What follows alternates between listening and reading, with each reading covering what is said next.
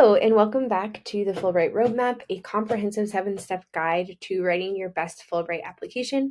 My name is Leah Rogstad, and I was a Spain Study Fulbright grantee in the 2021-2022 year, and I wrote this application guide to help make the process a bit more concrete and very easy to follow so that you can write your best application and hopefully have the best chances of winning a grant.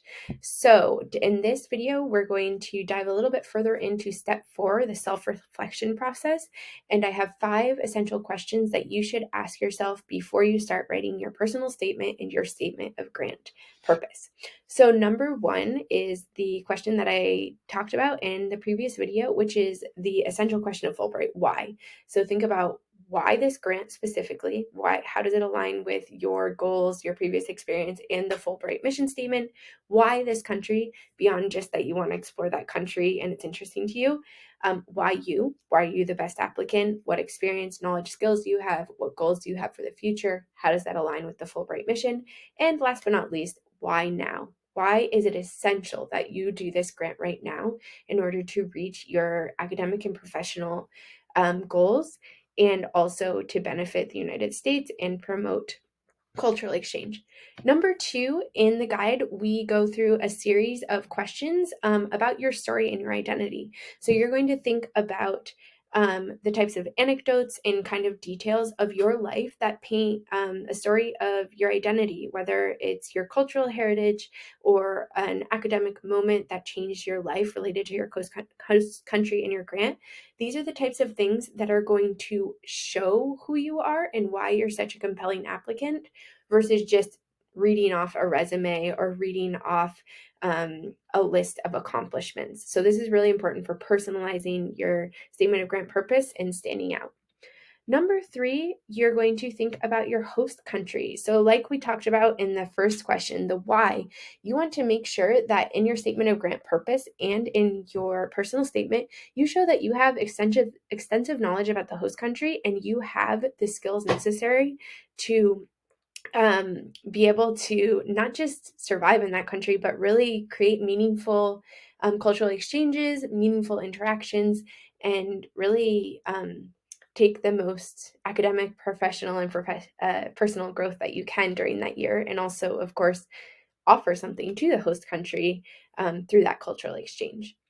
Number 4 is your cultural ambassador potential. So the Fulbright mission, you want to read it on the Fulbright website again, but of course, cultural exchange and diplomacy is a huge part of this program.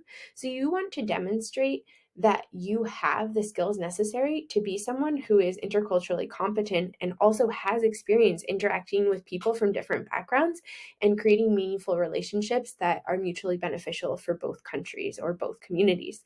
And so this is where you're going to think about what previous experiences and skills you have related to this topic.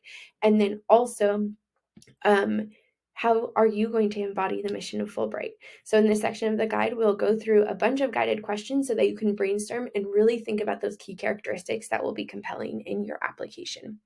And last but not least, the last reflection question is your future. So like we talked about with why, you don't want to think about just why now is this important for you, but how is this setting you up professionally and academically so that you can be of great use to the United States and your host community and your home community through that cultural exchange, or through bringing back the learning that you will be doing in your host community back to your hometown or back to the United States to influence your industry and hopefully create a world with more mutual understanding.